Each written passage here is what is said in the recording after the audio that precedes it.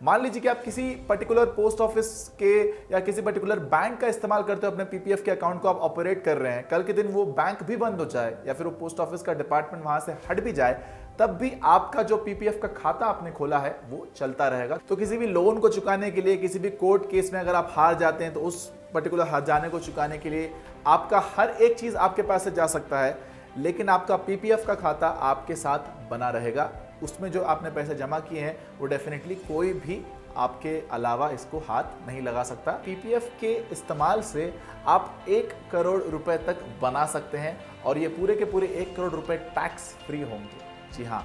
Hello दोस्तों, मैं हूं मानसी और आप देखना शुरू कर चुके हैं फ्रीडम ऐप का मनी हिंदी चैनल, जहां पर आज एक ऐसे टॉपिक के बारे में बात होने वाली है जिसके बारे में ना आप सभी के मन में ख्याल तो जरूर आता होगा, इन्वेस्टमेंट।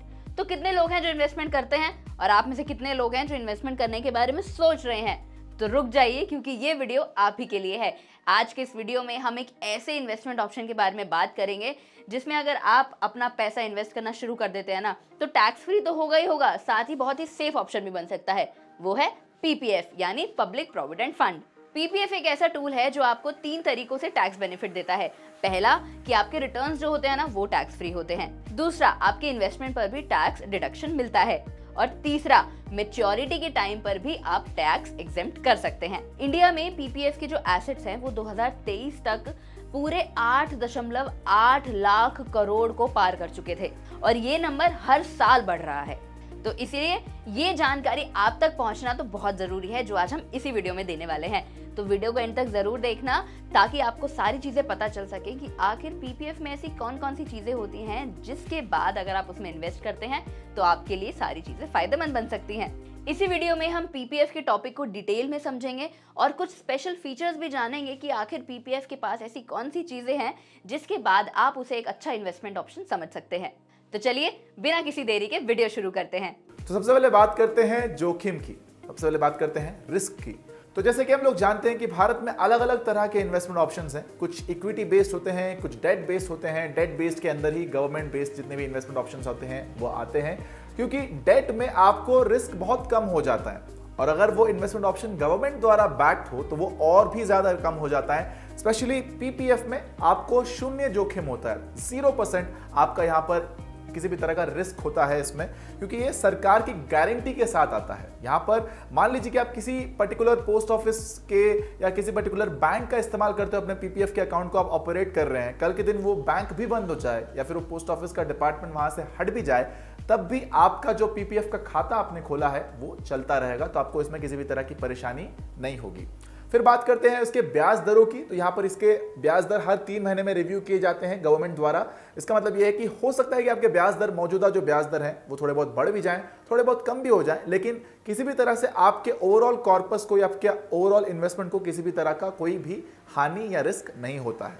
फिर क्योंकि यहां पर कोई मिडिलमैन इन्वॉल्व नहीं है, आप सीधा के सीधा गवर्नमेंट के साथ डील कर रहे हैं, आपका जो इन्वेस्टमेंट है वो गवर्नमेंट द्वारा बैक्ड है, तो यहां पर किसी भी तरह की चीटिंग, किसी भी तरह की बेईमानी नहीं होगी। आमतौर पर जो लोग इन्वेस्ट करना शुरू करते हैं उन लोग के साथ अक्सर ऐसा होता है कि क्योंकि उन लोग गलत ब्रोकर का इस्तेमाल करते हैं या फिर गलत ब्रोकर के साथ काम करते हैं, तो बहुत मुमकिन है कि अगर उनको बेसिक अंडरस्टैंडिंग नहीं है मार्केट की तो वो लोग बहुत बार बेवकूफ़ भी बनाए जाते हैं उनके एजेंट्स या ब्रोकर्स द्वारा।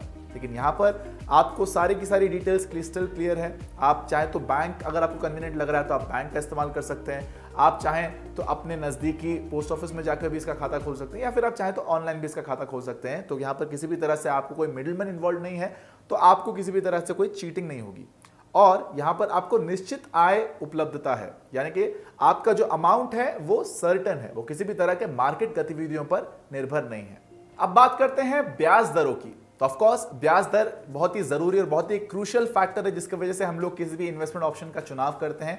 तो बात करें अगर पीपीएफ के ब्याज दरों की, तो यहां पर आपको बेसिकली आपके जो ब्याज दर होते हैं ये किसी भी मार्केट फ्लक्चुएशंस के ऊपर या मार्केट के डिसीजंस के ऊपर इन्वॉल्व नहीं होते हैं, यानी कि स्टॉक मार्केट की गतिविधियों पर आपके ब्याज दर इन्वॉल्व नहीं है। ये सरकार द्वारा चुने जाते हैं, सरकार द्वारा यहां पर ये बने जाते हैं। इसका मतलब ये है कि अगर मार्केट ऊपर नीचे हो भी रहा है तब भी आपको कांस्टेंट स्टेबल रिटर्न्स मिलेंगे आपके पीपीएफ खाते पर।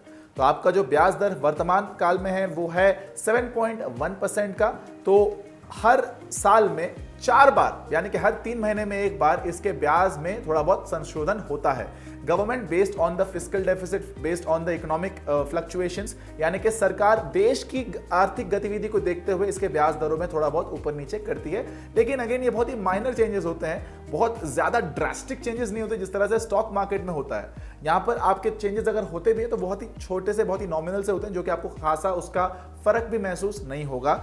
और आप यहाँ पर अगर लंबे समय तक निवेशित रह सकें तो आप यहाँ पर अच्छा खासा बेनिफिट कमा सकते हैं, अच्छा खासा आप अमाउंट प्राप्त कर सकते हैं अपने इस पीपीएफ के जर्नी के दौरान।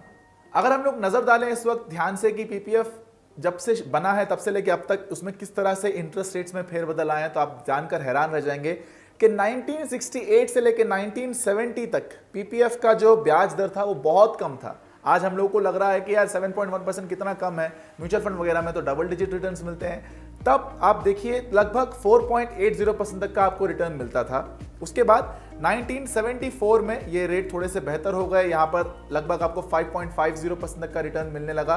फिर बात करें अगर 1978 से 80 तक, तो यहाँ पर आपका रिटर्न थोड़ा और बेहतर हुआ, आज से भी बेहतर था, जो कि था 7.50% तक का। फिर जैसे जैसे वक्त आगे बढ़ता गया 1982 से लेके 83 के बीच में आपका ब्याज दर भी और बेहतर हो गया, इस लगभग 8.5% के आसपास पहुंच गया। 1986 में आप देखिए यहाँ पर लगभग 10% तक का आपको पीपीएफ पे ब्याज दर मिलता था। 10%, डबल डिजिट रिटर्न्स मिलना शुरू हो गया था 1986 में। उसके बाद 1987 से लेके 2000 तक, साल 2000 तक आपको पीपीएफ से लगभग 12% तक का रिटर्न मिलता था। अनडाउटेडली आप इसको गोल्डन पीरियड भी कह सकते हैं पीपीएफ का। यहाँ पर 1987 से लेके 2000 तक, सन 2000 तक आपको लगभग 12% तक का रिटर्न्स मिलता था आपके पीपीएफ में। फिर 2001 से ये शुरुआत हुई कि आपका जो पीपीएफ के जो अमाउंट है इंटरेस्ट रेट का, वो धीरे धीरे कम होने लगा।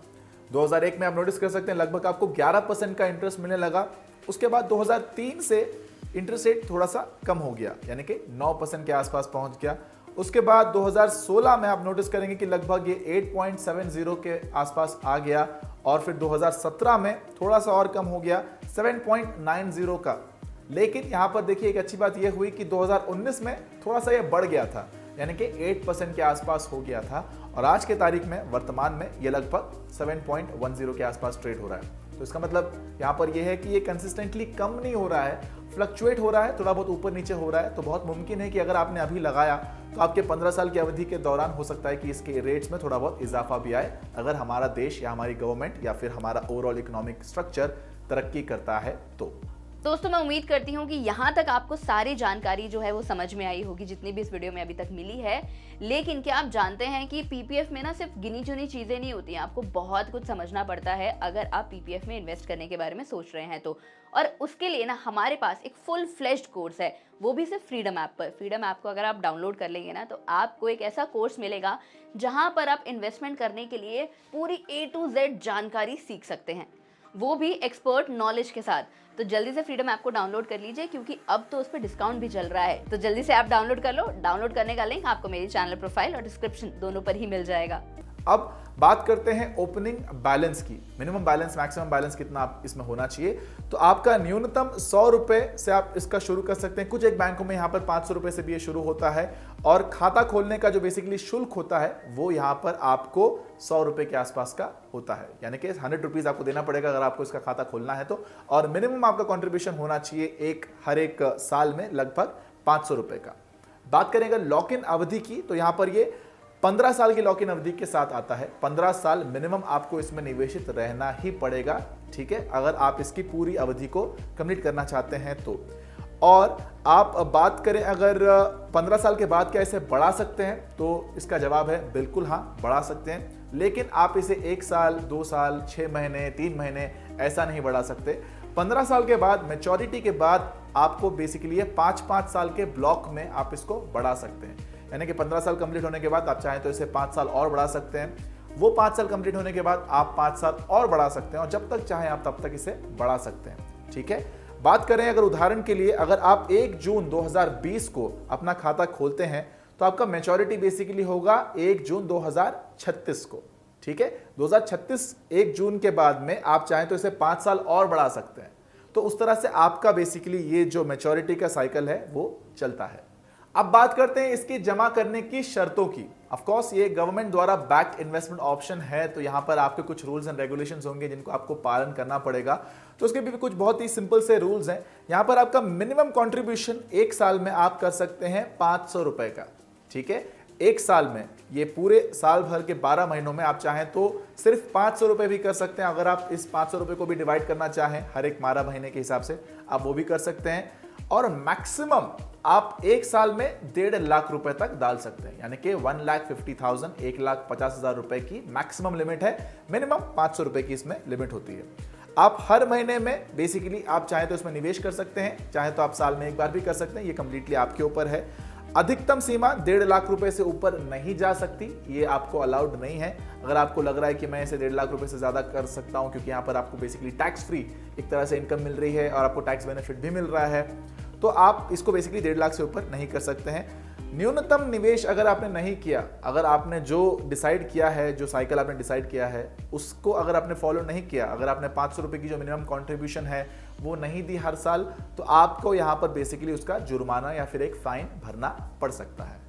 अगला पॉइंट आता है नॉमिनी का। जिस तरह से हम लोग इंश्योरेंस लेते हैं या फिर हम लोग अपना बैंक अकाउंट भी खोलते हैं या फिर डीमैट अकाउंट भी खोलते हैं, तब भी आपको एक नॉमिनी का नामांकन करने का बेसिकली एक सुविधा मिलती है। नामांकन या नॉमिनी का बेसिकली फीचर ये होता है कि अगर आपके इस इन्वेस्टमेंट के दौरान किसी कारणवश आपका निधन हो जाता है, तो ऐसे में वो सारे पैसे जो आपने जमा किए हैं वो किसको जाएंगे। तो आप चाहे तो अपने फैमिली मेंबर्स का नाम दे सकते हैं, अपने पति का, अपने पत्नी का, अपने माता पिता का, अपने बच्चों का भी नाम दे सकते हैं। उसके रूल्स एंड रेगुलेशंस हम लोग एक एक करके समझेंगे। तो बेसिकली आप चाहें तो अपने एक पीपीएफ खाते पर ऑलमोस्ट 5 लोगों तक को आप नॉमिनेट कर सकते हैं। जी हाँ, आप 5 लोगों को नॉमिनेट कर सकते हैं और अगेन आप उसमें भी डिसाइड कर सकते हैं कि किसको कितना परसेंट मिलेगा। हो सकता है कि आप अपने हस्बैंड को कर सकते हैं, आप अपने बच्चों को कर सकते हैं, अपने माता पिता को कर सकते हैं, अपने भाई को कर सकते हैं। तो या तो आप पूरे पैसे का मान लीजिए 20-20% करके 5 लोगों में बांट सकते हैं, या फिर मान लीजिए कि कोई 4 लोगों को ही आपको नॉमिनेट करना है तो आप 25-25% के हिसाब से भी बांट सकते हैं। मान लीजिए कि आपको किसी 2 लोगों में ही इसको डिवाइड करना है तो आप वो भी कर सकते हैं। आप 50% अपनी पत्नी के नाम से, 50% अपने माता पिता के नाम से भी कर सकते हैं। इसमें आपको किसी भी तरह की दिक्कत नहीं आएगी। अब अगर मान लीजिए कि आपको 18 साल से किसी कम उम्र के व्यक्ति को आपको नॉमिनेट करना है या फिर उसको नॉमिनी बनाना है, तो आपको उनके डिटेल्स के साथ साथ उनके गार्डियन का भी डिटेल आपको देना पड़ेगा, क्योंकि जब तक वो 18 के नहीं हो जाते तब तक वो बेसिकली इसका लाभ नहीं उठा सकते, इसका फायदा नहीं उठा सकते। तो उनके बिहाफ पर एक गार्डियन का नाम आपको यहां पर देना पड़ेगा। और बेसिकली आप, जैसे कि मैंने आपको बताया कि आप बेसिकली ये भी निर्देश दे सकते हैं कि कितना परसेंट आपको उसमें डिवाइड करना है आपके जो हर एक नॉमिनी है उसके लिए। और नॉमिनी की संख्या अगेन हर एक बैंक में अलग अलग होती है। तो अगर आप किसी बैंक के थ्रू इसको खोल रहे हैं तो आप इसको भी एक बार पूछ लीजिएगा आपके फॉर्म भरने के दौरान ही कि आपके बैंक में कितना नॉमिनी देने का ऑप्शन है। बहुत मुमकिन है कि आपको हर एक बैंक में 5 ऑप्शन ना मिले, 5 नॉमिनी देने के ऑप्शन ना मिले। तो ऐसे में आप ये सारी जानकारी आपके फॉर्म फिल करते वक्त ही चेक कर लें और उसके बाद ही अपने पीपीएफ के खाते को आप खोलें। अगला और जो सबसे इंटरेस्टिंग पार्ट जो मुझे लगता है पीपीएफ का, वो ये है कि यहां पर आपको प्रतिरक्षा मिलती है, यानी कि इम्यूनिटी मिलती है। मान लीजिए कल के दिन आप किसी ऐसे कोर्ट वगैरह के केस में आते हैं जिसके बेसिस पर आप दिवालिया हो जाते हैं, या फिर आपको अपनी हर एक धन संपत्ति बेसिकली चुकाकर अपने उस कर्ज से मुक्त होने की अगर बात आ रही है, या फिर कुछ ऐसी सिचुएशन आ जाती है जिसकी वजह से बेसिकली आपका पूरा का पूरा प्रॉपर्टी, पूरा का पूरा आपका एसेट, या फिर आपने जितना भी पैसा जमा किया है, आपकी गाड़ी, आपका घर, आपका बैंक अकाउंट, हर एक चीज सीज हो सकती है। लेकिन आपका पीपीएफ का खाता सीज नहीं किया जाएगा। पीपीएफ के खाते को बेसिकली ये गवर्नमेंट द्वारा, ये हमारे केंद्र सरकार द्वारा ये लॉ पास किया गया, जिसके तहत बेसिकली आपका जो पीपीएफ का खाता होता है वो इम्यून होता है किसी भी तरह के ऐसे लीगल ऑर्डर्स के अगेंस्ट। तो किसी भी लोन को चुकाने के लिए, किसी भी कोर्ट केस में अगर आप हार जाते हैं तो उस पर्टिकुलर हार जाने को चुकाने के लिए आपका हर एक चीज आपके पास से जा सकता है, लेकिन आपका पीपीएफ का खाता आपके साथ बना रहेगा। उसमें जो आपने पैसे जमा किए हैं वो डेफिनेटली कोई भी आपके अलावा इसको हाथ नहीं लगा सकता। ऑफ कोर्स आपका नॉमिनी लगा सकता है, लेकिन कोई भी लीगल ऑर्डर के तहत आप इस पैसे को खोने का चांस बहुत कम है। तो कैसी लगी वीडियो आपको? जल्दी से वीडियो को लाइक कर दो, चैनल को सब्सक्राइब करना मत भूलना और अपने सभी दोस्तों के साथ भी इसे जरूर शेयर कर देना जो इन्वेस्टमेंट ऑप्शंस ढूंढ रहे हैं।